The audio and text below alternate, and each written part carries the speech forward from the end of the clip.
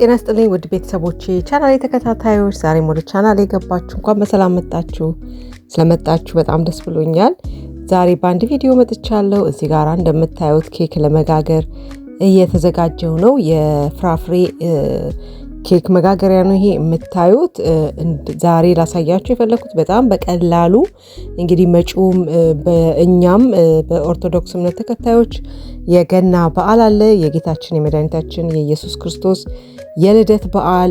ለዛም የሚሆን ቀላል ለስጦታ፣ በተለይ እኔ እዚህ ሀገር ለስጦታ የጋገርኩትኝ ኬክ አይነት ነው የማሳያችሁ ዛሬ።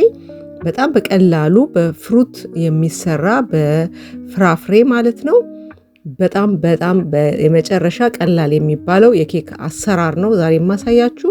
ለወዳጆቻችሁ፣ ለዘመዶቻችሁ፣ ለቤተሰቦቻችሁ እንደ ስጦታ ለገና ዕለት ይዛችሁት መሄድ የምትችሉት አይነት የኬክ አይነት ነው። እኔም ይህንን ኬክ ሰርቼ እንግዲህ ይዤ ሄጃለሁ ማለት ነው ዘመድ ጥየቃ።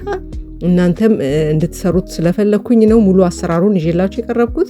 እዚህ ጋር መጀመሪያ እንዳያችሁት ቂቤ ቀባሁትኝ እቃውን፣ እንደዚሁም ዱቄት ነው ያደረኩበት። አሁን ወደ ዱቄቶቹን እለካለሁኝ። እንደተለመደው የምጠቀማቸውን ግብአቶች ዝርዝራቸውን ከታች ከዲስክሪፕሽን ቦክስ ላይ አስቀምጥላችኋለሁ፣ መጠኑን ማለት ነው። የተጠቀምኳቸውን ከነግራሙ አስቀምጥላችኋለሁ። እናንተም ከዛ ላይ አይታችሁ እንድትሰሩ ማለት ነው። እንድትከታተሉኝ ጋብዛችኋለሁኝ። በዚህ አጋጣሚ መልካም የገና በዓል እንዲሆንላችሁ ከወዲሁ እመኛለሁ።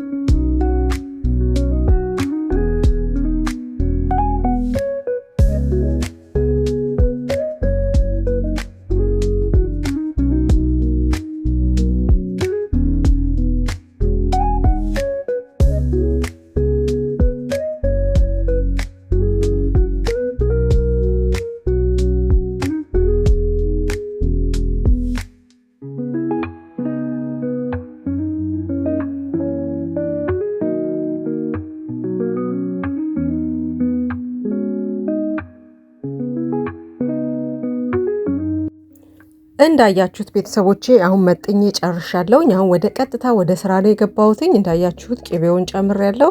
ቀጥሎም ስኳሩን ጨምራለሁ። ሁለቱ በደንብ መዋሃድ አለባቸው።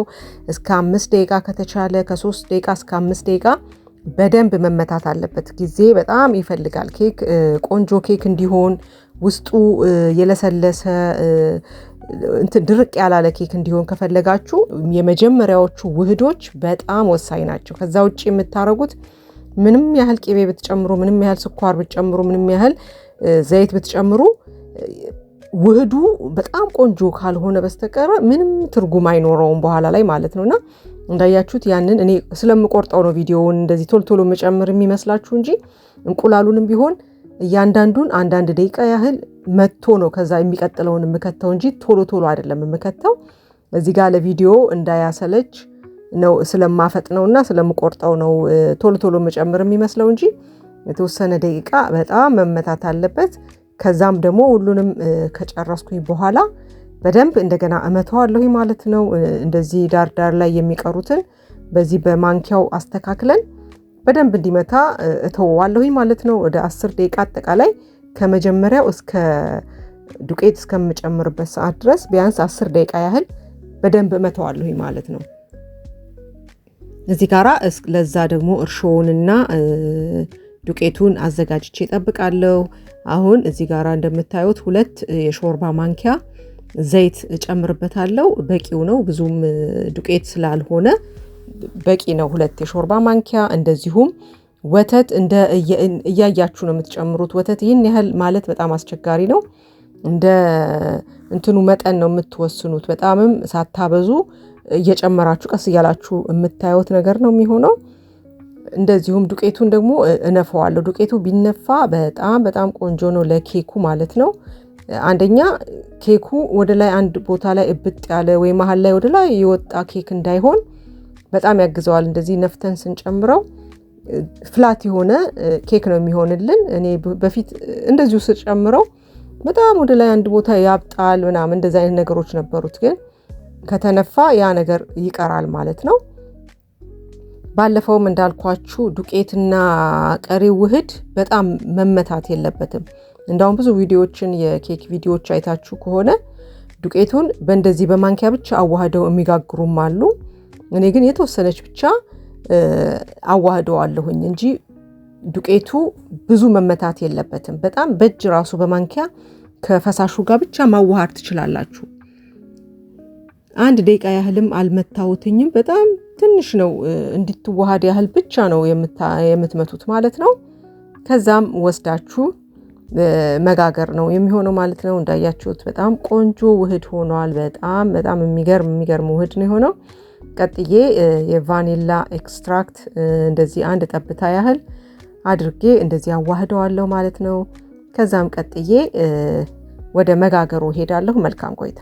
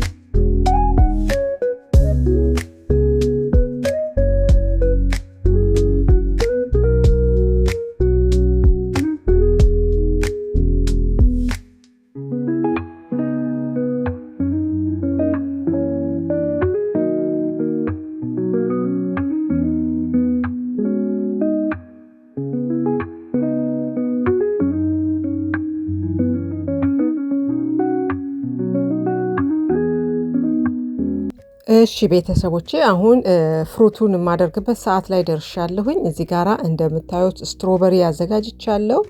የሚገርማችሁ ወቅቱ አልነበረም፣ ስትሮበሪ ወቅቱ አይደለም በአሁኑ ሰዓት እዚህ ሀገር።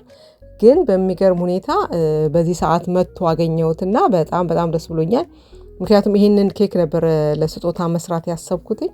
ስለዚህ እንደፈለግኩት ሆኖልኛል። በነገራችን ላይ ስትሮበሪ ብቻ ሳይሆን ሌላም ብዙ አይነት ፍሩቶችን መጠቀም ትችላላችሁ። ለምሳሌ ማንጎ መጠቀም ትችላላችሁ፣ መንደሪን መጠቀም ትችላላችሁ።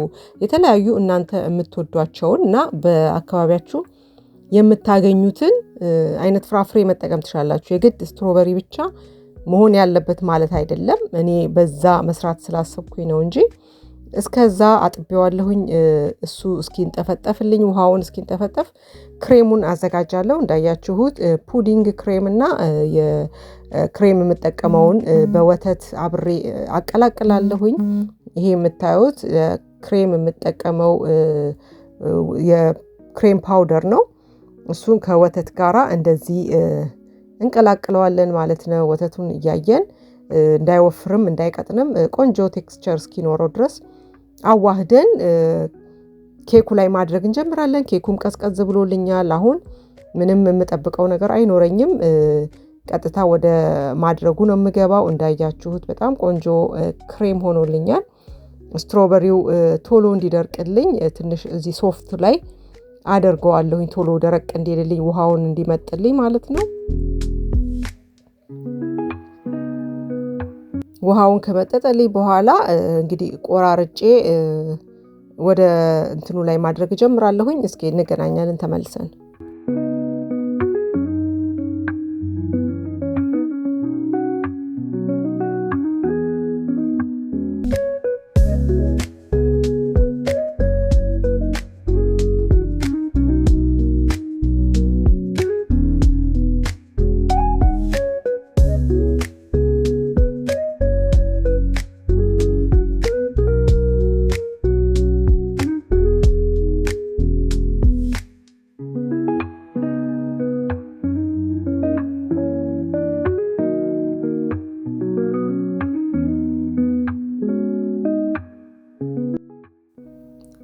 እንዳያችሁት ስትሮበሪውን ሁለት ቦታ ብቻ ነው የቆረጥኩት። ሙሉንም ማድረግ ይቻላል። እኔ ግን ሁለት ነው ያደረኩት።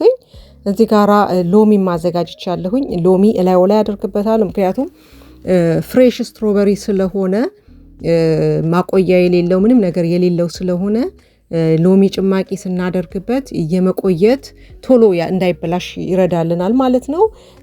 ግማሽ ሎሚ እንደዚህ ጨምርበታለሁ። እንደዚሁም አንድ የሻይ ማንኪያ ስኳር አድርጌ እንደዚህ ቀላቅዬ አስቀምጠዋለሁ የተወሰነ ሰዓት ማለት ነው፣ የተወሰነ ደቂቃ። ምክንያቱም ሎሚው በጣም ይጠቅመዋል። ክሬም ላይ ንጹህ ክሬም ላይ ስለሆነ የማደርገው እንዳይበላሽ ቶሎ እንዳይበላሽ ይረዳልኛል ማለት ነው። እዚህ ጋራ የምታዩት ቶርተን ጉስ ይባላል። ይሄንን ከስትሮበሪ የፍሩት ኬክ ስንሰራ እላዩ ላይ የምናፈሰው ቶርተን ጉስ ነው። ይሄንን ማብሰል ይኖርብኛል። እንደምታዩት ከኋላ ሁሉም መረጃ አለን፣ በምን ያህል ውሃ እንደምታቀጥኑት ሙሉ መረጃው ከኋላ አለ። 250 ሚሊ ሊትር ውሃ አደርጋለሁኝ። እንደዚሁም ይሄንን ቶርተን ጉሱን አንዱን ሙሉውን ውስጥ ጨምራለሁ ማለት ነው። ከለሩም ቀይ ነው እንደምታዩት፣ ለስትሮበሪ ፍሌቨር ያለው ነው፣ ስትሮበሪ ጣዕም ያለው ነው በራሱ ማለት ነው። እንደዚሁም ስኳርም አደርግበታለሁኝ።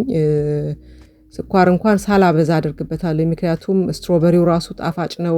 ኬኩም ስኳር ስላለው ላዩ ላይ የሚለውን ያህል ስኳር አይደለም የማደርገው። እንደዚህ እኔ 2 ብቻ አደርግበታለሁ ሳይሞላ ማለት ነው። ብዙም ሙሉ አይደለም ያደረኩት።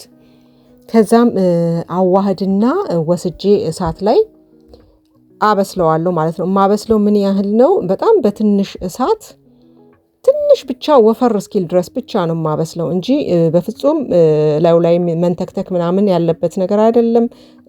ሲንተከተክ ራሱ የምታዩት ነገር አይደለም። ቀስ ብሎ በትንሽ እሳት ቀስ ብሎ፣ በተለይ ደግሞ እጃችሁ ማረፍ የለበትም፣ ያለበለዚያ ወዲያው ነው የሚይዘው ወይም የሚቆጣጠረው ማለት ነው። ቁጥርጥር ይልና የጓጓላ ይፈጥርብናል። ስለዚህ እጃችን ሳያርፍ ከዛው ጋር ሳንርቅ እዛው ሆነን እንትን እናደርጋለን። እኔ እዛው አጠገቡ ነኝ። ኬኩን ክሬም እያደረኩኝ እያማሰልኩኝ እንትን እለዋለሁ ማለት ነው።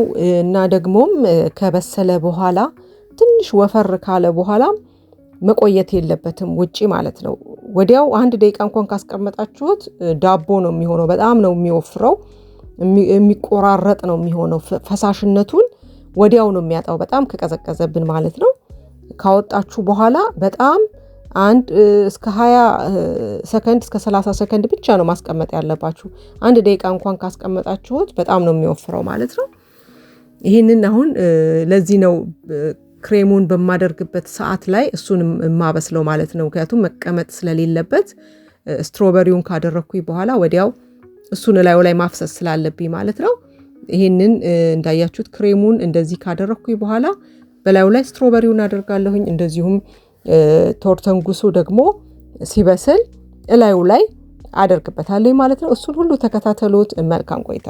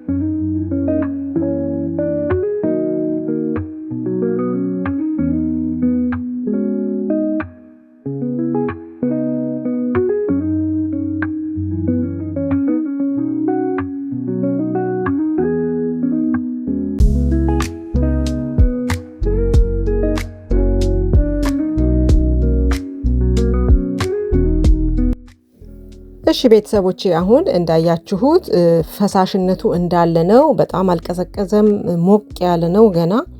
ምክንያቱም እንደነገርኳችሁ ነው ከተቀመጠ በጣም ነው የሚወፍረው።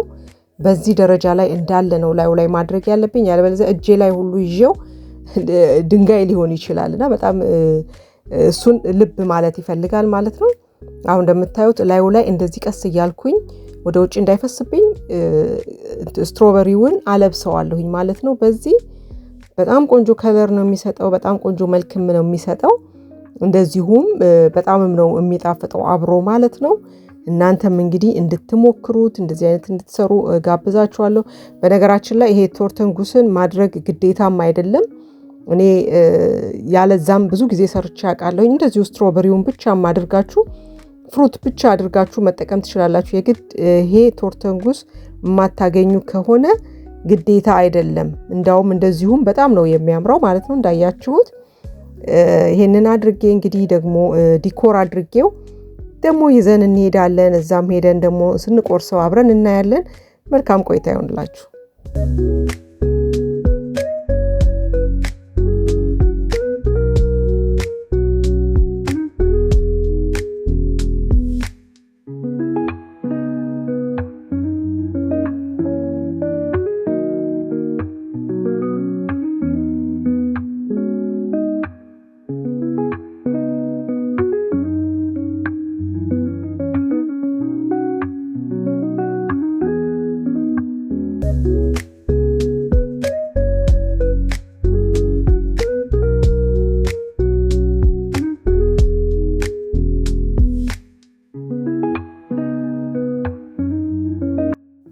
እንደነገርኳችሁ ይሄንን ኬክ እኔ ለስጦታ ነው የሰራሁት። ስለዚህ እዚህ ጋራ የምታዩት ቀይ ሪባን አዘጋጅቻለሁኝ። ያው ስትሮበሪው ቀይ ስለሆነ ከሱ ጋራ ይሄዳል በሚል ማለት ነው። ይሄንን ሪባኑን እንደ ስጦታ አይነት ቅርጽ እንዲኖረው አድርጌ ሪባን ሰርቼ እንደ ስጦታ እንዲመስል ማለት ነው እንደዛ አድርገዋለሁኝ። እንደምታዩት በልኩ እቆርጠውና ከዛም የተወሰነች ሪባን ነገር ሰራና ላዩ ላይ አጣብቀዋለሁኝ። ከዛም ደግሞ ይዘን እንሄዳለን። ጥሩ ጊዜ እናሳልፋለን። መልካም ቆይታ